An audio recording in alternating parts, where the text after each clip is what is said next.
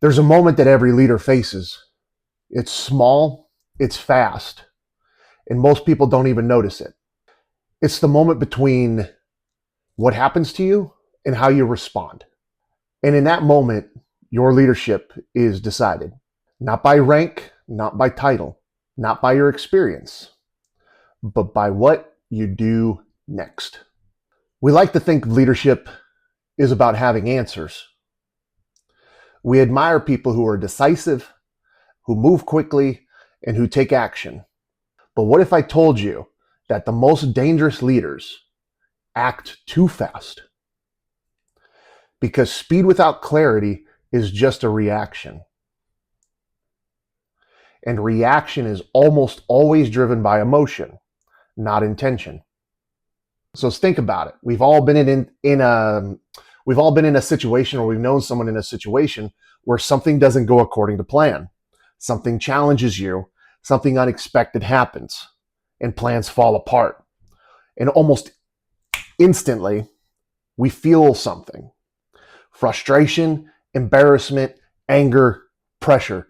And without even realizing it, we act accordingly. We speak too quickly. We give up our emotional control, not because we lack intelligence, but because we didn't give ourselves time to think. This is an ongoing growth situation in leadership. But the best leaders I've ever seen don't react first. They pause. And it's not because they don't feel the pressure, because they do. They feel it just like everyone else, but they understand something different. They understand that the first response is based on emotions, but the best response is with intent. So instead of asking what just happened, they ask what's really going on. And that question changes everything. Imagine, if you will, when something happens and your world becomes this big. And we get tunnel vision, we put the blinders on, and we only see the problem for what it is. Maybe somebody disrespected you, for example. You got a nasty gram email. Or maybe the plans from A to B to C got derailed.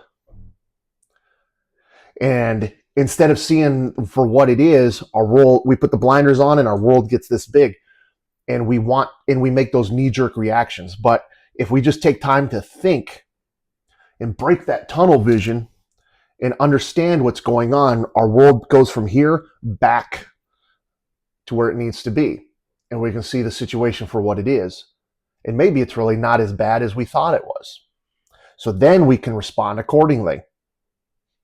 There's a concept that I've been teaching called the OODA loop.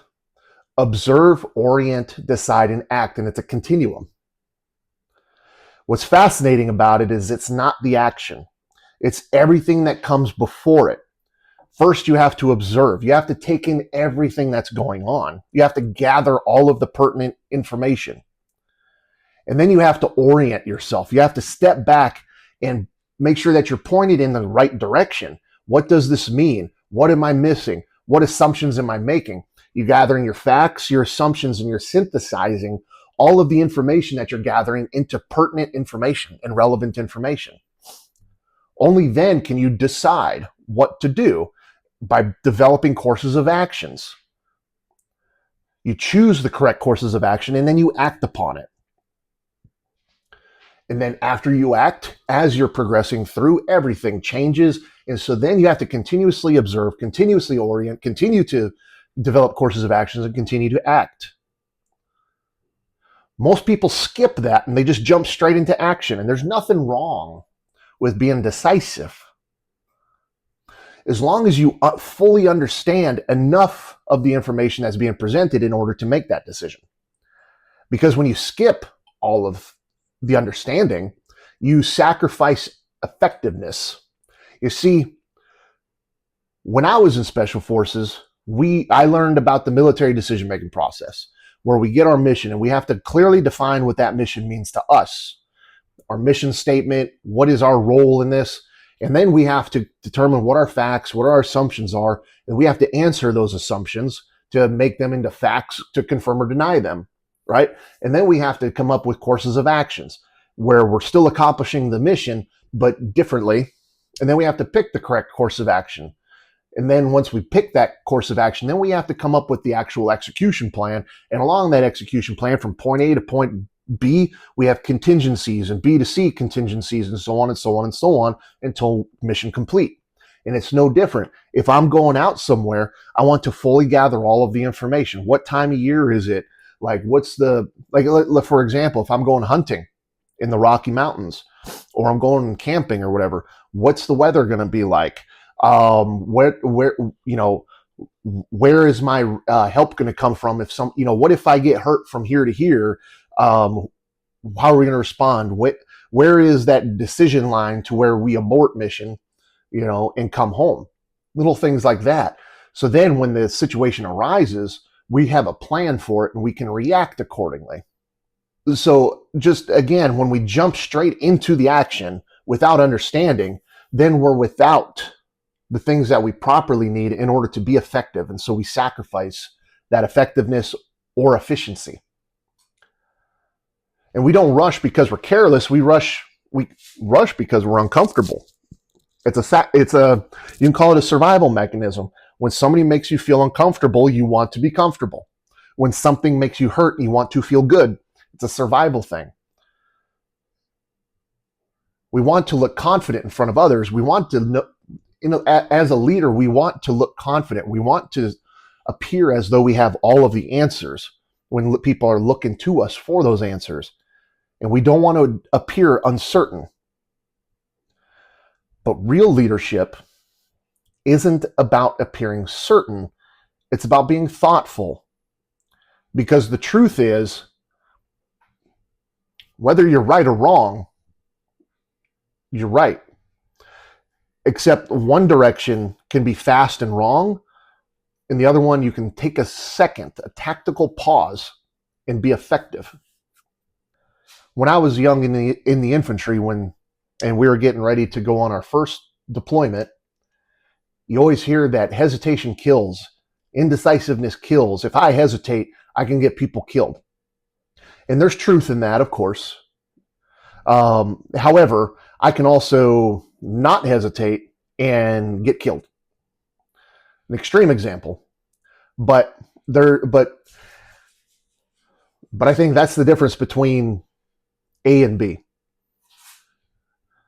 Is that in one hand, you're making decisions because you believe that, because you're on one side of the coin, you believe that making decisions prevents catastrophe, versus the other side of the coin is before you make that decision, you take a second to analyze and be a little bit more analytical. And I choose the latter.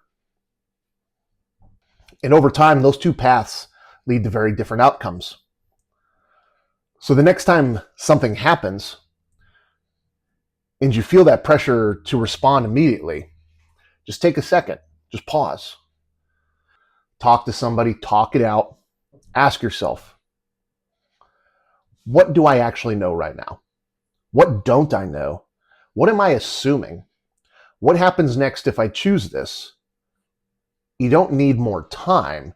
You need intention. So here's the risk of what I'm discussing today, where acting without thinking it through, basically acting without intention, the emotional responses, right? I've seen it too many times where not only when you're faced with a situation do you act with emotion that can possibly spiral things to make it worse, but in other instances, it can bleed over into other areas, and it can be projected onto other people or into other facets of what is going on through that day. You take one moment and all of your energy has been absorbed by this one moment, and it carries and bleeds over into professional and into family and into whatever else in your life, versus something happens. We take a step back and we take a breath and we try to control our emotions because shit happens. But if we were prepared for such a contingency, we take a deep breath and we go with plan alpha, we adjust accordingly, and then we continue mission. And then all of that energy that was consumed with this one moment, we keep it there. So then it doesn't bleed over into other areas. So in conclusion, leadership isn't about reacting faster than everyone else. It's about thinking better before you act. Because that small moment between what happens to you and what you do next is where trust is built. That's where your influence is earned. That's where your leadership lives. So the next time that moment shows up, don't rush it. Use it. If this hit for you, drop a comment. What's one situation where you tend to react too fast? And if you're serious about becoming a better leader, stick around because we're just getting started.